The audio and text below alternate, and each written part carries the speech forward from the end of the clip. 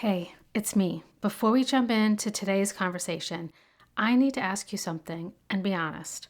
Have you woken up lately, scrolled through the news, looked at your to-do list, and just thought, how am I supposed to pay rent, be a good human, and pretend everything is fine when it clearly is not?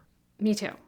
We are being pinged and pulled and polarized from every direction, and it feels like the whole world is just vibrating at a frequency of chaos. We're all waking up with our nervous systems completely jacked up, wondering why we're exhausted. So, I brought in backup, the kind of backup you want sitting next to you on the couch with a cup of tea. And her name is Dr. Diane Dreher. And she has this incredible way of looking at the world that makes you feel like you can actually breathe again. She told me a story in this interview that I haven't been able to stop thinking about.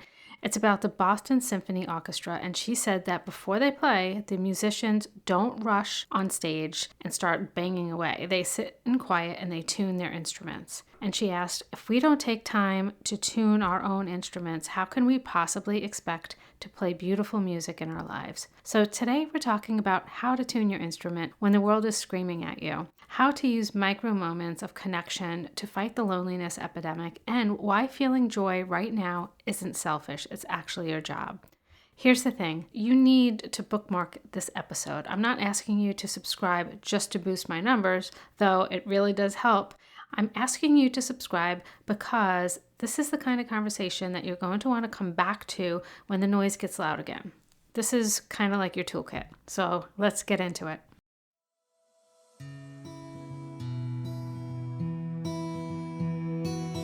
You're listening to the Soul Aligned Self-Care Podcast. I'm your host, Tina Stinson, and I had a stroke at the age of 39 from stress and burnout that shook my world. Now I'm laying it all out, the deep level self-care practices and mindset shifts that I needed that kept me healthy, balanced, and thriving. Join me in this intimate space as we explore healing, resilience, and the soul's journey to alignment. This is where real conversations about deep level self-care happen. Let's get into it.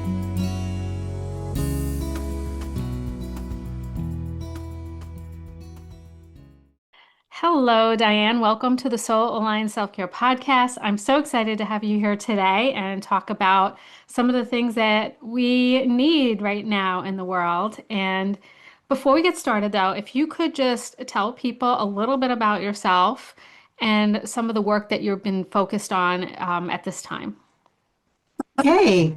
Well, I am a positive psychology coach. I have a master's in counseling, a doctorate in Renaissance literature. I taught at the college level for a number of years, and I've just written a book called Pathways to Inner Peace, which is my 8th book. I write books about how people can find greater peace in various ways. And I'm really committed to helping us all, including myself, find greater peace in these stressful times. Because unless we do that, we cannot move forward with hope, and we need to.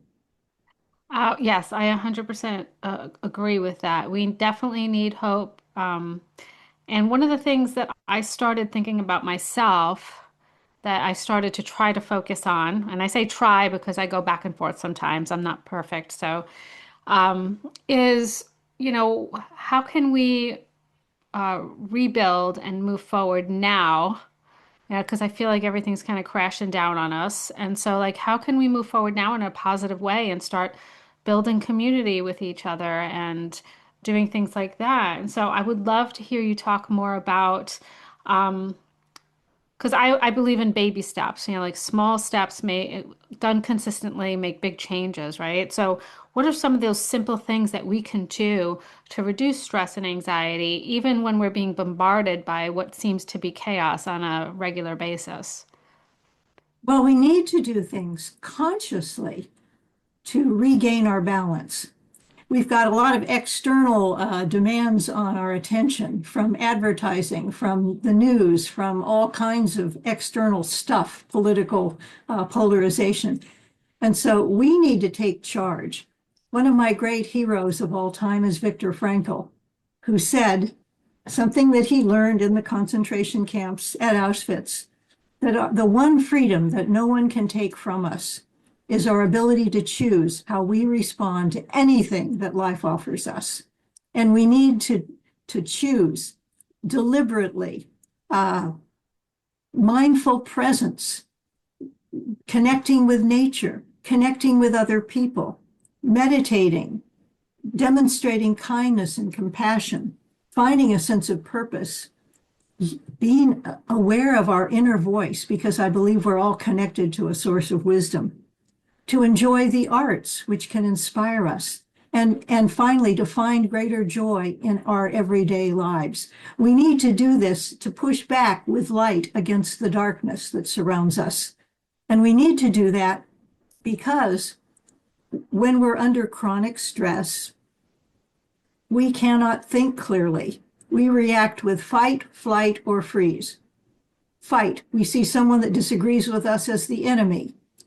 Have you noticed some of that going on in the news? Okay, great polarization. Or flight, we recoil in fear, or we just freeze in hopelessness and helplessness.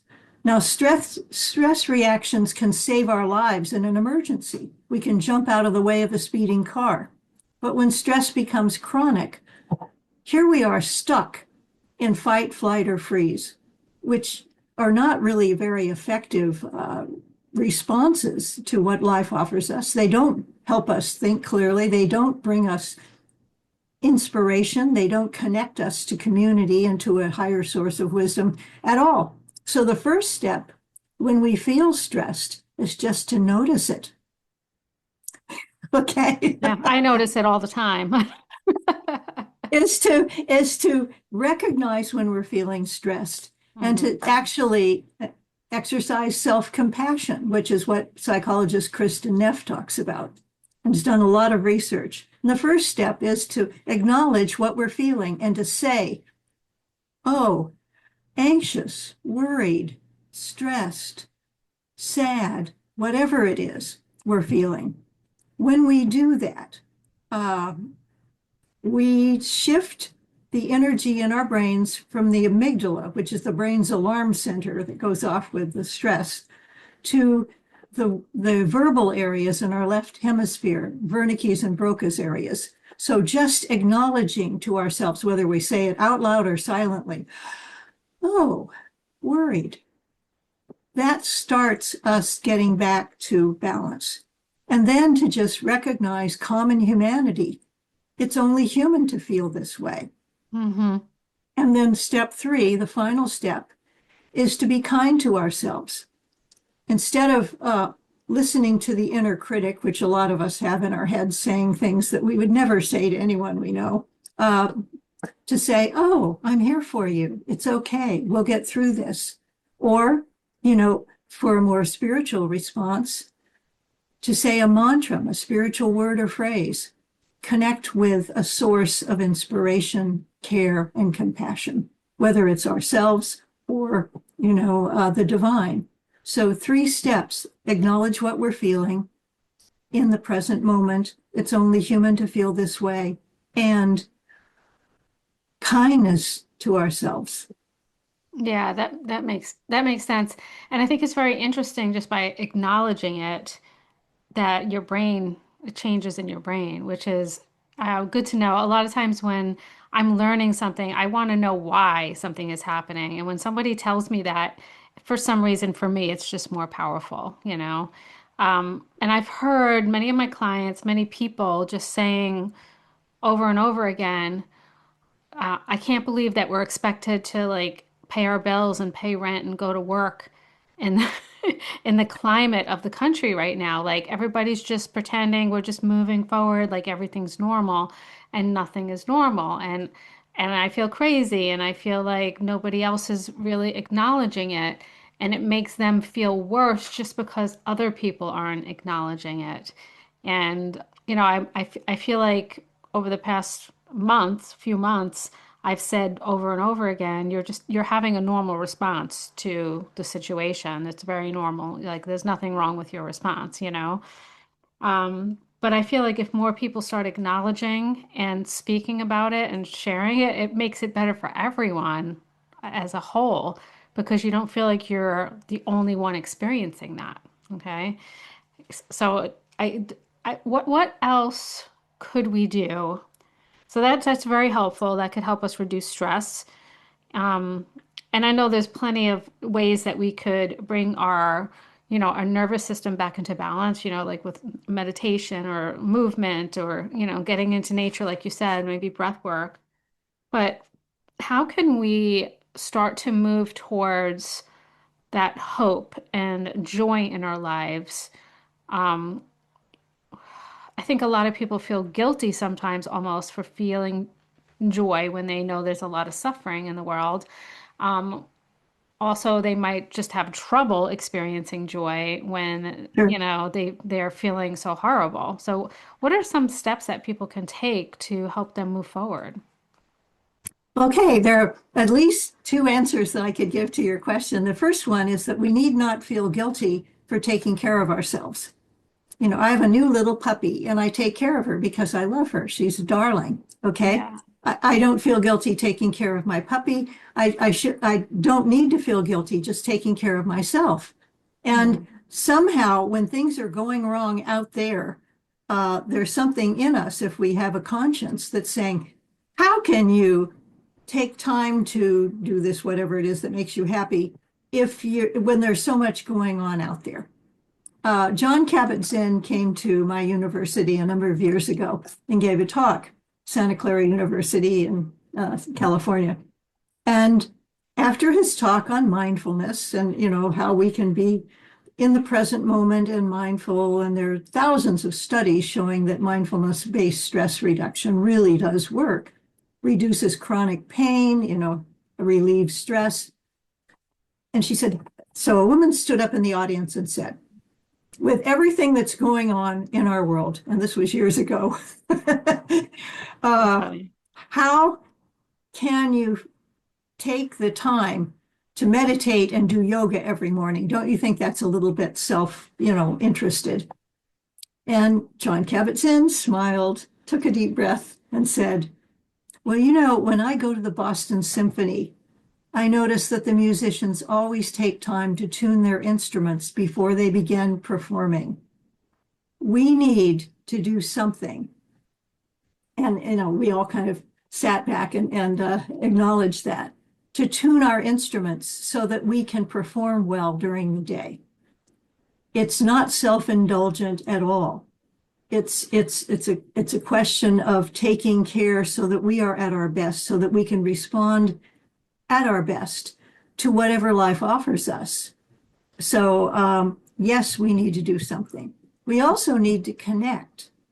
Uh, and there are many ways to connect. As you said, connecting with nature is one thing.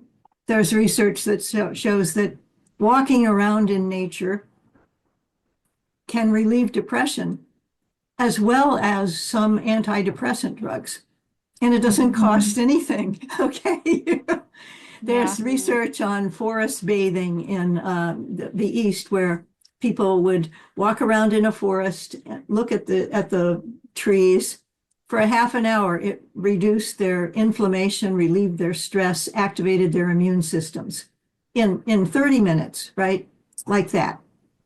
There are things we can do that bring us back to a sense of connection.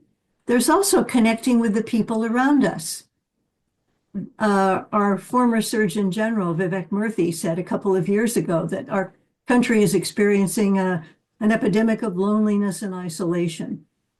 Well, which is hazardous to our emotional and physical health. And as Surgeon General, he felt like he needed to warn people about that. So we need to connect with nature, with one another. How can we do that? Wow, I think a lot of us got out of the habit of connecting during COVID. A Mm. lot of our routines, were changed because we couldn't go out. A lot of people had things delivered. In my neighborhood, people still have things delivered all the time. I see these little trucks going by, and I'm thinking, if we sacrifice community for convenience, we're going to lose our community. And indeed, one of the local drugstores closed. A lot of local restaurants shut down because people weren't going there. So we need to cultivate community around us. And we can begin by just acknowledging the people that we see. There's something called micro moments of connectivity. You know that one from, I don't. I don't. Yeah, share that with me. okay, Barbara Fredrickson is a psychologist at the University of North Carolina who studies positive emotions. Imagine spending all your research time doing that. And she's discovered, yeah, she's discovered that waving at a neighbor, exchanging a kind word with the clerk at the grocery store, just saying good morning to somebody, like that micro moment of connectivity relieves stress, reduces inflammation, activates the immune system, increases a sense of positivity for both people in that short period of time. And that doing this can cause a positive ripple effect throughout entire communities. And it doesn't cost anything, okay? It Hmm. doesn't require any special equipment. So it's sort of I don't know, it's a game I play now. During COVID, I used to be walking my dog on one side of the sidewalk, and across the street, there'd be somebody coming toward me, and I'd actually cross the street to avoid encountering that person because he or she wasn't wearing a mask, and But now I actually wave at the person. If I see a neighbor driving by in her car, I wave and think, "Hey, this is good for both of us," And it is. There's research that proves that. So we can play this game of connection, micro moments of connection all day long, every day. Just, connecting with community. We need it. And I think that connecting with community also empowers us.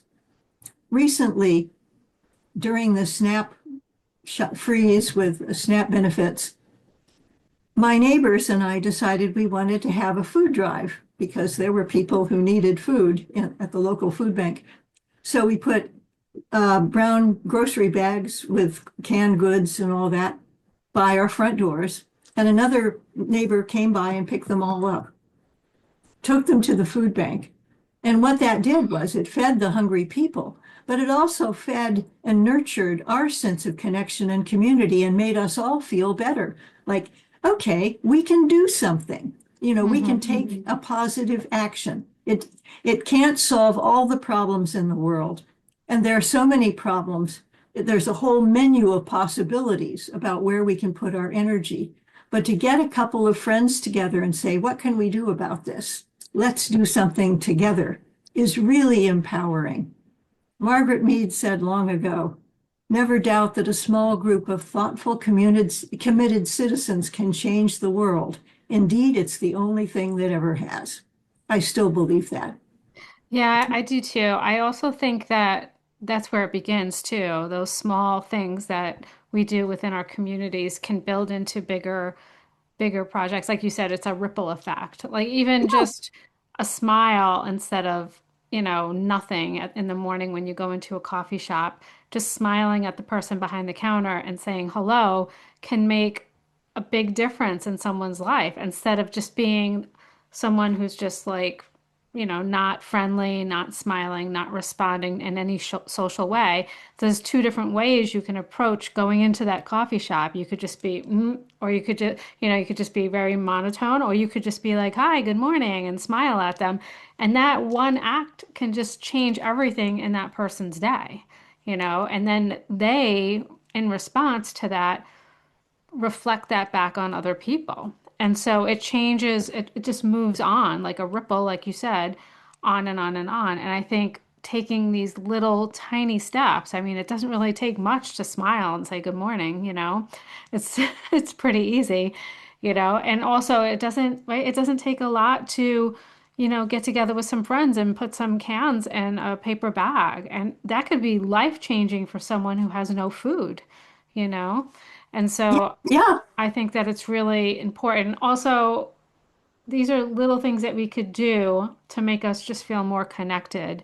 And, I think that is the answer to bringing us into like lowering the stress, lowering the anxiety, and bringing us more joy into our lives. Is that connection piece, I think, is so important.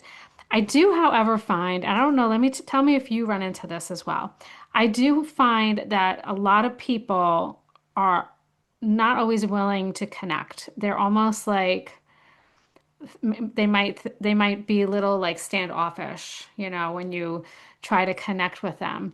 And I think it's because so many people don't try to connect. So it's almost out of the ordinary to be friendly and outspoken and talk to a complete stranger or whatever.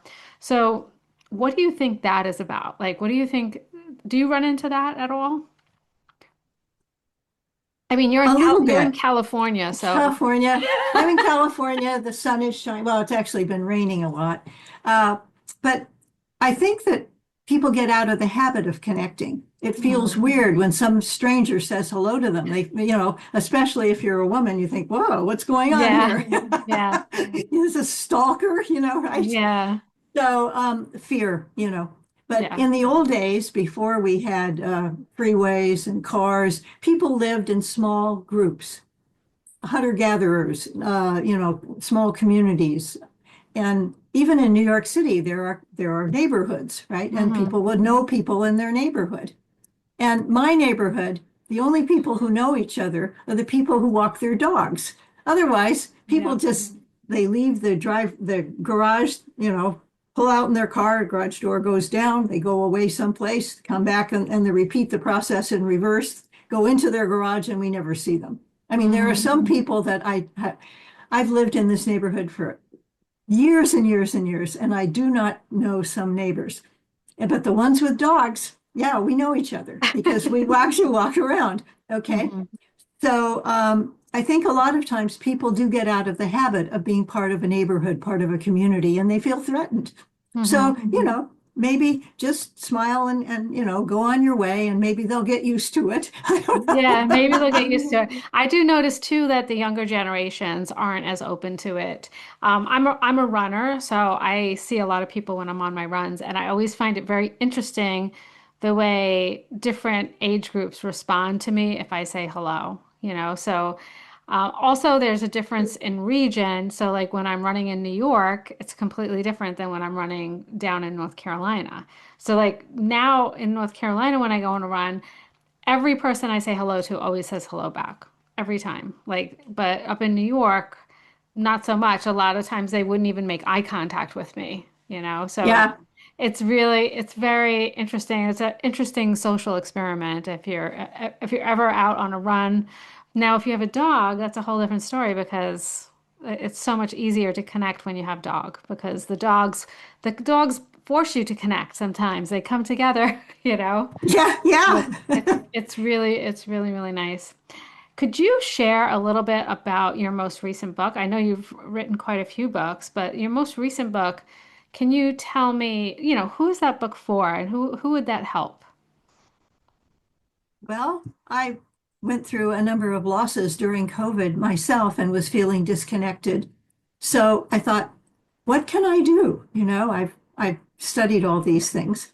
So I found these 9 pathways to greater peace of mind that have been described by poets and philosophers for centuries, practiced in centuries of spiritual tradition, and are now validated by recent research in psychology and neuroscience. And I thought, okay, these things really work. And they don't cost anything. They don't require any special equipment. Perhaps running shoes if you're going to go running out in nature, but Yeah. okay. But, for example, mindful presence. All right. My first chapter is about being present and what our attention is a very valuable resource, which is being bottled and sold by advertisers. It is Mm, being, attacked by social media. We think we're using our phones, social media, but they're using us. They're getting information about us so they can bombard us with more, algorithms of stuff and advertisements. So what we need to do is take back our attention, be mindfully present, again, back to John Kabat-Zinn. There's research that shows that most people spend 50% of the time doing one thing and thinking about something else. And that's, Interesting. multitasking, right? It Hmm. doesn't work. We didn't evolve as human beings to be doing all these different things. We're not computers. We can't have all these windows open at a time. So to regain, our sense of presence is really important.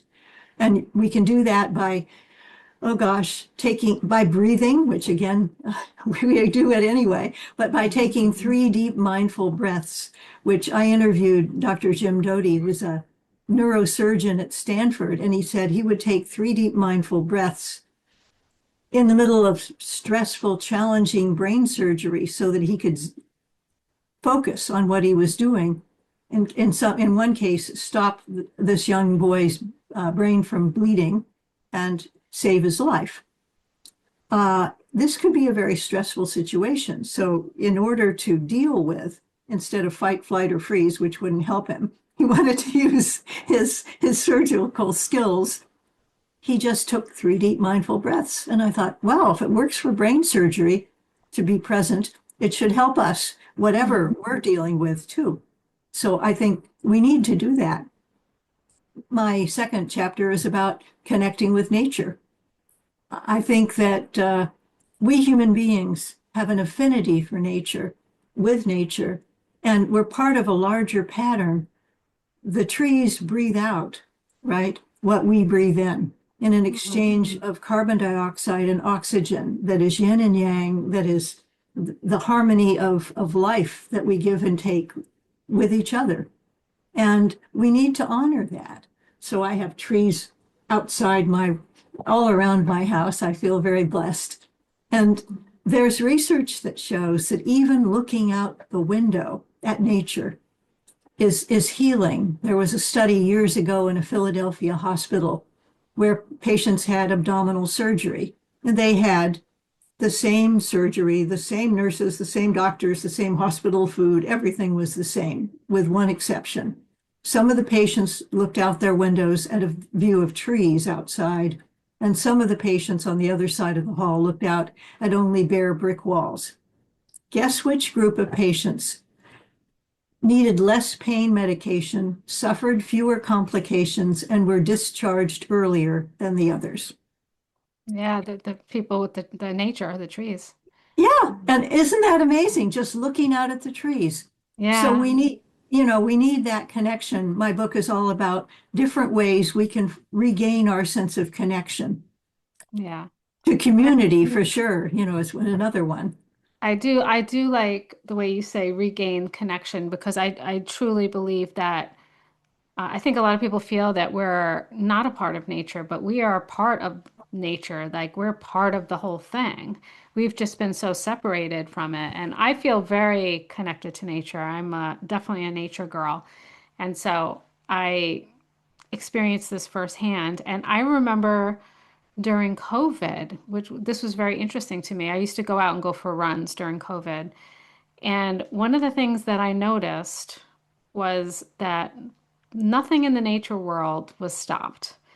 Everything was going on as normal. You know, the birds were singing and they were happy and they were making babies and doing all the stuff that they normally do. And the trees were blooming and the flowers were blooming.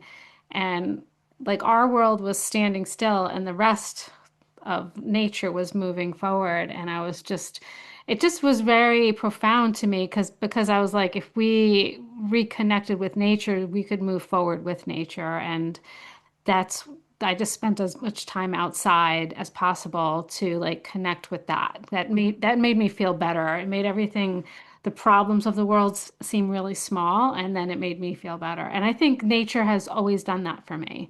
It makes everything seem so insignificant and small. You know, like how you hear people say, "Yeah, we're just this tiny little speck that's on a rock that's spinning around the sun," and it does put things in perspective. So I can't live without going outside almost every day. Like I just have to. And When you have a dog, that is another. I think this whole podcast is going to be okay. Go adopt a dog. Well, having companion animals, there's a lot of research that shows having a dog or a cat, or even feeding birds, connecting with another living being is really, really healthy and Yeah. opens our hearts to a feeling of love and connection. And there's research on something called awe, just being inspired by the beauty of the cosmos or the beauty of a sunset or, being out in the middle of a forest, which makes us transcend our ego and our day-to-day worries and makes us realize we're connected to something much larger than ourselves. Yeah, yeah. Actually, that's how I feel when I look at flowers. I like if you really look at a flower, you're like, that can't be real. That can't be like it's just they're so beautiful and they're so intricate and they're so all so different. So whenever I look closely at flowers, I paint flowers, so I look at them really closely. And so I'm like, how could that even be real? It's so colorful, so bright, so amazing. So yeah, I think that this was such a good conversation for people. I think it's the things that you brought up during this conversation are things that are very simple to do, and I think that that's what people need right now. I think they need simple, easy to do, like you said, free things that they could do to feel better, probably immediately, and just keep doing those things. But before we go, I would like to ask you. When I remember to ask my guests, I always ask them this question. What is one of your favorite ways to, what is your like your favorite self-care practice, the way how you take care of yourself? I have a lot of them, but one of my favorite self-care practices is gratitude. Mm, Every morning, raise the shades, look out at the window, and whatever the weather is like, give thanks for another beautiful day. Because, it's a gift, right? Each mm. day is a gift. And we need to acknowledge and accept and embrace that gift. And then during the day, when something good happens, I just pause and give thanks. And there's the gratitude practice is one of the most powerful interventions in positive psychology. It's something people used to say grace before their meals, to give thanks for the food and for the people who helped grow it and prepare it and bring it. So gratitude in every way, I think brings me a greater sense of joy and connection to the world. And also, so that's one of the practices. I also meditate every morning, one of Mhm. my favorite practices. But I would acknowledge, it's again, gratitude is not a selfish behavior because we're acknowledging our connection to whatever good thing has happened and acknowledging that there is good in the world. And we need to remind ourselves of that so that we can go out with a sense of balance and hope to make a positive difference, to think clearly, to connect with other people, to use our own particular strengths to make a positive difference in the world. Yeah, I'm glad you brought that up. Thank you for sharing that because we didn't talk about gratitude and it's a very big deal and you're right. And a lot of people when they do a gratitude practice, I think any gratitude practice is good, right? But I think one of the things that I always share with my clients is, when you're doing a gratitude practice, I'd rather you just have gratitude for one thing and feel into that gratitude as much as you can than write 10 things down that you're grateful for. Like feel into the feeling of gratitude. And if there's one thing that comes up every single day, like I'm so grateful for my dog or whatever, and that helps you feel into that feeling, then do that every single day. That's perfect. You don't need to write a list of 10 things or 3 things or 5 things or whatever. So thanks for bringing that up. I appreciate that. And what's the best way for people to connect with you and find your books? I have a website, which is my name, www.dianedreher, DianeDreher.com. And it's got my books, it has meditations, it has all kinds of information, you know, media information, and a thought, usually a thought for the day. connection to my newsletter, which has the wisdom of the seasons. Because Nice. connecting with the wisdom of the seasons, again, that's something I'm grateful for. Every year, daffodils bloom in my front yard. And every year, there are more of them. They naturalize. Yesterday, I walked out there and looked and saw there are 50 daffodils in my front yard. Wow. So that they keep multiplying. The good in our lives, when we pay attention to it with gratitude, keeps multiplying. And we need to spread that so that we can bring our light to our beautiful but troubled world. We need to make a difference together. So yes, go to my website, dianedreher.com, and you can find out more about my seasonal newsletter. And I just wish all the people that are here today to recognize that together we can make a difference. And peace needs to begin with us individually, and then it extends out collectively. Yes, absolutely. I second that.